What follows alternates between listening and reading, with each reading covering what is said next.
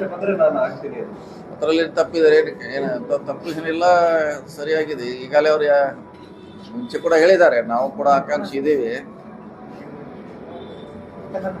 So ಅವ್ರ ಬೇಡಿಕೆಯಲ್ಲಿ ಏನು ತಪ್ಪಿಲ್ಲ. ಯಾಕಂದ್ರೆ ಈಗ ಈ ಪಕ್ಷಕ್ಕೆ ಮೇನ್ ವೋಟರ್ಸೇ SC ST ಮೈನಾರಿಟಿ. ಅವ್ರಿಗೆ ಪ್ರಾತಿನಿಧ್ಯ ಬೇಕಂತ ಭಾಳ ದಿನಗಳಿಂದ ಆಸೆ ಇದೆ. ಇನ್ನೊಂದು ಮಾತು ಹೇಳಿದೆ ಸರ್, 2013-14 ಕೆಲಸ ಮಾಡಿದೀವಿ ಅಧ್ಯಕ್ಷರು. ಕರೆಕ್ಟ್. ಜೊತೆಗೆ ನಾ ಎಲ್ಲೂ ಕೂಡ ಅಧಿಕಾರದ ಏನು ನಾನು CM ನಾನಾ ಕೆಲಸ ಮಾಡಿದೀನಿ, ನಾನೇ ಸರ್ಕಾರ ತಂದಿನಿ ಅಂತ ಹೇಳಿಲ್ಲಪ್ಪ ಅನ್ನೋ ಮಾತನ್ನು ಕೂಡ ಹೇಳಿದ್ದಾರೆ. ಕರೆಕ್ಟ್. ಈ ಪಕ್ಷ ಬರ್ಲಿಕ್ಕೆ ಬಹಳಷ್ಟು ಜನ ಪರೋಕ್ಷವಾಗಿ ಇದ್ದಿದ್ದಾರೆ. ಇದು ಹೆಂಗಾಗಿದೆ ಅಂದ್ರೆ, ಉದಾಹರಣೆ 1960 ಒಳಗೆ ತೇನ್ ಸಿಂಗ್ ಹೆಸರು ಕೇಳಿದ್ರೆ, ಹಿಮಾಲಯ ಪರ್ವತ ಏರಿದಾಗ ಇಡೀ ಜಗತ್ತಿನ ಎಲ್ಲ ಪೇಪರು ಬರ್ದಿವಿ ತೇನ್ ಸಿಂಗ್ ಅವರು ಹಿಮಾಲಯ ಏರಿದ್ರಂತ.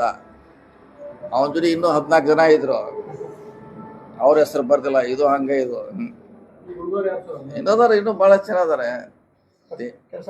ತೇನ್ ಸಿಂಗ್ ಹೆಸರು ಮಾತ್ರ ಬತ್ತು, ಹಿಮಾಲಯ ಪರ್ವತ ಏರತ್ತ. ಅವನ ಜೋಡಿ ಇದ್ದ, ಟೆಂಟ್ ಹೊರವ, ಚಹಾ ಮಾಡವ, ಅಡಿಗೆ ಮಾಡೋರು ಎಲ್ಲರೂ ಇದ್ರು. ಈ ಪಕ್ಷ ಬರಲಿಕ್ಕೆ 14 ಇರ್ಬೋದು, ಅಥವಾ ಎಲ್ಲ ಶಾಸಕರು ಅವ್ರದ್ದೇ ಅಂತ ಕೊಡುಗೆ ಇದೆ. ಬರಲಿಕ್ಕೆ ಅವ್ರದೇ ಸ್ವಂತ ಎಫರ್ಟ್ಸ್ನಿಂದ ಬಂದಿದ್ದಾರೆ, ಅವರು ಪಕ್ಷದ ಸಪೋರ್ಟ್ನಿಂದ. ಸೊ ಎಲ್ಲರೂ ಸ್ವಾಭಾವಿಕವಾಗಿ ಕ್ಲೇಮ್ ಮಾಡೋರೆ. ಇದರಲ್ಲಿ ನಾವು ಕೆಲವೇ ಜನಿಂದ ಅಧಿಕಾರ ಬಂದಿರೋದು ನಾನು ಕೂಡ ಒಪ್ಕೋದಿಲ್ಲ. ಸರ್ವ ಕಾರ್ಯಕರ್ತರು ಸುಮಾರು 1,25,00,000 ಜನ ಓಟ್ ಹಾಕಿದ್ದಾರೆ ನಮಗೆ. ಅವರಿಂದ ಶಾಸಕರು, ಅವರಿಂದ ನಾವೆಲ್ಲ ಮಂತ್ರಿಗಳು. ಅದಕ್ಕಾಗಿ ನಮ್ಮ ಇತಿಮಿತಿಯಲ್ಲಿ ಕೂಡ ಇರಬೇಕಾಗುತ್ತೆ. ಎಲ್ಲ ನನ್ನಿಂದ ಆಗಿದೆ ಅನ್ನೋದು ಕೂಡ ಬಹಳ ತಪ್ಪು. ಒಂದು ಪಕ್ಷಕ್ಕೆ ಕಾಂಗ್ರೆಸ್ ಅನ್ನುವಂಥದ್ದೇ ಕಾರ್ಯಕರ್ತರ ಪಕ್ಷ ಅನ್ನುವಂಥದ್ದು. ಕಾರ್ಯಕರ್ತ ಪಕ್ಷ ಅವರಿಂದ MLA ಮಂತ್ರಿಗಳು, ಇದೆಲ್ಲ ನಮ್ಮ ಗಮನಕ್ಕೆ ಇರಬೇಕು. ಸೊ ಈ ಪಕ್ಷ ಬರಲಿಕ್ಕೆ ಎಲ್ಲರದು ಸಹಕಾರ ಇದೆ. ಶಾಸಕರು ಕೂಡ ತಮ್ಮದೇ ಅಂತ ಕಷ್ಟದಲ್ಲಿ, ಇನ್ನೂ ಕಷ್ಟದಲ್ಲಿದ್ದಾರೆ. ಭಾಳ ಜನ ಶಾಸಕರು ಅವರು ಆರಿಸಿ ಬಂದಿದ್ದಾರೆ, ಫಸ್ಟ್ ಟೈಮ್ ಕೂಡ ಬಂದಿದ್ದಾರೆ. ಸೊ ನಾವು ಒಬ್ಬರಿಂದ ಕೆಲವು ಜನಿಂದ ಸರ್ಕಾರ ಬಂದಿದ್ದು ನಾವು ಒಪ್ಕೋದಲ್ಲ. ಪಕ್ಷ ಜೊತೆಗೆ ಶಾಸಕರ ಶ್ರಮ, ಕಾರ್ಯಕರ್ತ ಶ್ರಮದಿಂದ ಈ ಸರ್ಕಾರ ಬಂದಿದೆ ಅನ್ನೋದು ಎಲ್ಲರೂ ಗಮನಿಸಬೇಕು. ಅಲ್ಲ, 14 ಉದಾಹರಣೆ ಹೇಳಿದೆ, ಆದರೆ ಎಲ್ಲರೂ ಇದ್ದಾರೆ.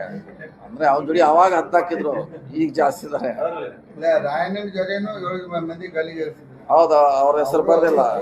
ಅವ್ರು ಹಾಗೆ ಆ ಥರ ಎಲ್ಲರಿಗೂ ಅಷ್ಟೇ ಪ್ರಾಮುಖ್ಯತೆ ಸಿಗಬೇಕನ್ನೋದು ನಮ್ಮ ಉದ್ದೇಶ. ಮುಖ್ಯಮಂತ್ರಿ ಆಗಲಿಕ್ಕೆ ಮಾಡೋದು ಬಿಡೋದು ಹೈಕಮಾಂಡ್ ಮಾಡ್ತಾರೆ. ಅದೇ ಆ ಬಗ್ಗೆ ಹೇಳಲಿಕ್ಕೆ ಹೋಗಲ್ಲ. ಆದರೆ ಈ ಪಕ್ಷ ಬರಲಿಕ್ಕೆ ಎಲ್ಲರೂ ಸಹಕಾರ ಇದೆ. ಅದನ್ನು ಕೆಲವೇ ಜನ ಅದನ್ನ ನಂದೇ ಶ್ರೇಯಸ್ ಅಂತ ತಗೊಳ್ಳೋಕ್ಕೆ ನಾವು ಒಪ್ಪೋದಿಲ್ಲ. ಎಲ್ಲರಿಗೂ ಇದೆ, ಎಲ್ಲರಿಗೂ ಅಧಿಕಾರ ಸಿಗಬೇಕು. ಈಗ 8 ವರ್ಷ ಇದ್ರು ಪರಮೇಶ್ವರ್ ಅವರು ಸುಮ್ಮನೆ ಇದ್ರು, ಭಾಳಷ್ಟು ಕಾರ್ಯಕ್ರಮ ಮಾಡಿದ್ರು, ಸರ್ಕಾರ ಬಂತು. ಸೊ ಆ ರೀತಿ ಆಗ್ಬೇಕಂತ ನಮ್ಮ ಭಾವನೆ ಅಷ್ಟೇ. ಇನ್ನೊಂದು ಮಾತನ್ನು ಹೇಳಿದ್ರು, CLP ಮೀಟಿಂಗ್ ಅಲ್ಲಿ ನಾವೆಲ್ಲರೂ ಕೂಡ ಅಬ್ಸರ್ವೇಷನ್ CM ಅವ್ರನ್ನ ಆಯ್ಕೆ ಮಾಡಿದ್ವಿ. ಅಲ್ಲೆಲ್ಲೂ ಕೂಡ 2.5 ವರ್ಷದ ಇಂಥದ್ದು ಯಾವುದು ಅಗ್ರಿಮೆಂಟ್ ಆಗಲಿಲ್ಲ ಆ ಟೈಮ್ನಲ್ಲಿ.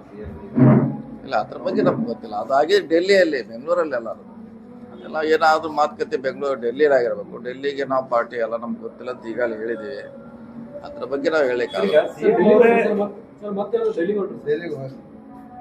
ಡೆಲ್ಲಿಗೆ ಹೋಗುವಂಥದ್ದು ಏನು ಅವಶ್ಯಕತೆ ಇಲ್ಲ. ಏನು ಮಾಡೋರು, ಅಲ್ಲಿ ಹೋಗಿಲ್ಲ. ಯಾರು ಕರೆದ್ರೆ ಹೋಗ್ತೀವಿ ನಾವು. ಯಾರು ಅವರು ಬನ್ನಿ ನೀವೆಲ್ಲ ಅಂದರೆ, ಯಾರು ನಮ್ಮ ಹೈಯರ್ ಅಥಾರಿಟಿ ಕರೆದ್ರೆ ಹೋಗ್ತೀವಿ. ಇಲ್ಲಾಂದ್ರೆ ಅಲ್ಲಿ ಏನು ಕೆಲಸ ಇಲ್ಲ, ಇಲ್ಲೇ ಕೆಲಸ ಸಾಕಷ್ಟಿದೆ ನಮಗೆ.